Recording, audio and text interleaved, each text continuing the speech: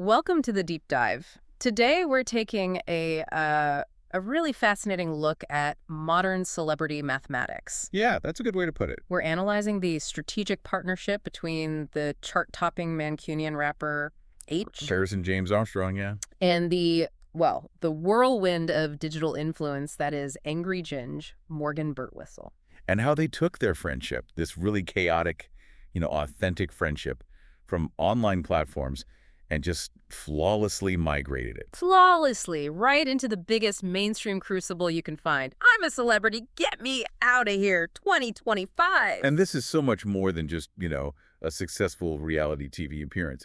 For media strategists, this is a textbook case study. In what exactly? In celebrity convergence, how you successfully fuse established mainstream music fame with the high engagement clip generating engine of digital content. So our mission today is pretty simple then. We're going to unpack the strategic genius, which our sources are calling a stroke of pure genius, that turned their whole online dynamic. That northern banter. Right. That very specific, often antagonistic northern banter into the defining commercial chemistry of an entire TV season. We're digging into why their pre-vetted relationship just guaranteed instant success. And crucially, what this tells us about how traditional media is sourcing its talent now. I mean, this partnership did not happen by accident. Not at all. And understanding its roots, that tells you everything you need to know about the future of primetime entertainment. Okay, so let's unpack this. Let's start with the individual foundations. Look at H's rise first. Okay. Born in 1999, New Moston, Manchester. So he's rooted in a very working class background. His brand has always been, grounded, humble. And he deliberately avoids the standard gangster tropes. Yeah. Which is, I think, a huge part of his appeal. It is. That grounded persona is his bedrock. It's why he appeals to so many different people. And it's fascinating, if you look at his academic background, it's almost like a predictor of his success. He struggled in school, only passed 3 GCSEs. And they were. English, performing arts, and sport. Yeah. I mean, when you look at those 3 specific skills, verbal ability, stage presence, raw performance, you realize those are the exact things you need for a media career. It's an almost prophetic set of skills, isn't it? Especially since he originally wanted to be a PE teacher. Right. But that all changed when a freestyle video he did just went viral. Got thousands of views overnight. And he drops out of college, hits this explosive fame so quickly, which leads us to a really critical and I think often overlooked part of his story, burnout. That burnout is the anchor point for understanding his later choices 100%. H has been really open about the toll that early grind took. Between ages 18 and 21, right? Yeah, he said he felt this pressure to be rapping 365 days a year.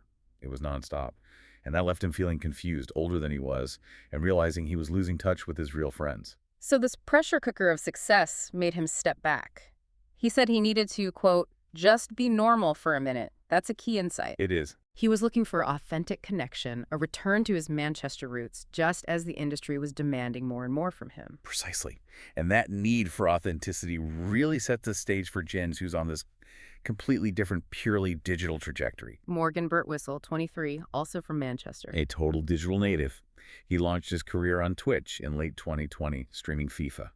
But the real shift in his career wasn't really about the game itself, was it? Not at all. He figured it out really quickly. In the modern creator economy, your personality is the product. His brand is built entirely on this chaotic, unfiltered, high-energy improv humor. And hyper-competitiveness. Oh, absolutely. Every stream, every single interaction is just perfectly optimized for going viral on places like TikTok.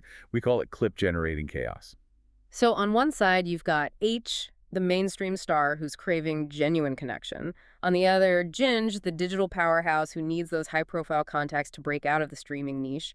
How do these two orbits even connect without it feeling, corporate or forced? They merge through a critical figure who provides the one ingredient you can't fake: authenticity. And that figure is Michael Tays Taylor. Tays.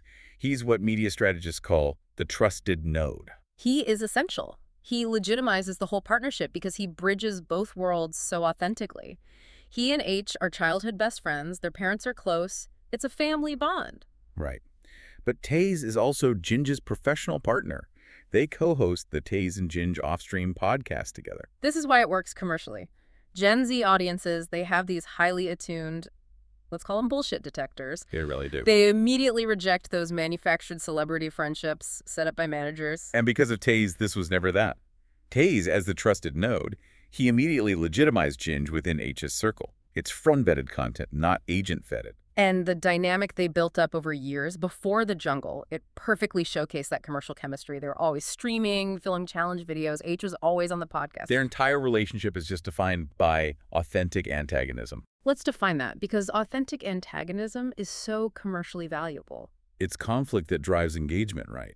It generates those shareable clips. But it's all rooted in this deep, genuine affection. It means they can mercilessly tease each other, but you know their loyalty is absolute. And here's where it gets really interesting, and it proves that loyalty point.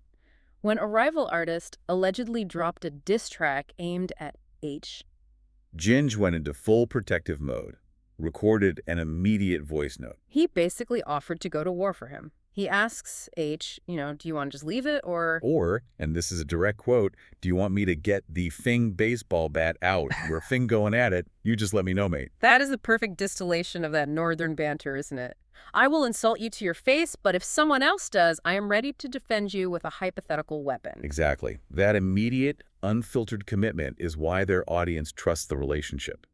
But to make this chaos work for a wider audience, H's brand needs balance. Which brings us to the element that makes him a true cross-generational star. His personal narrative and emotional depth. We see that so clearly through his relationship with his sister, Gracie, who has Down syndrome. He's dedicated songs to her, like My G with Ed Sheeran.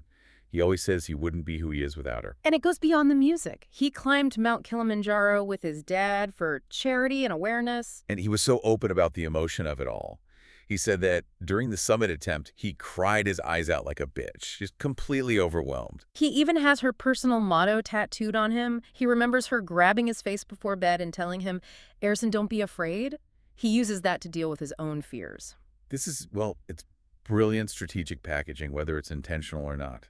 That emotional transparency is the perfect counterweight to the boisterous, clip-generating chaos he has with Ginge. It's why his fan base is so diverse. The sources noted it ranges from, 10-year-old girls to 45-year-old women. It shows he's not just a performer. He's a grounded, vulnerable person who's committed to his family. But hold on a second. Doesn't that raise a question?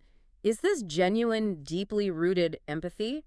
Or is this just a really effective brand choice designed to widen his appeal and make him safer for prime time? And that's the strategic ambiguity that makes this so interesting. The thing is, it doesn't have to be one or the other.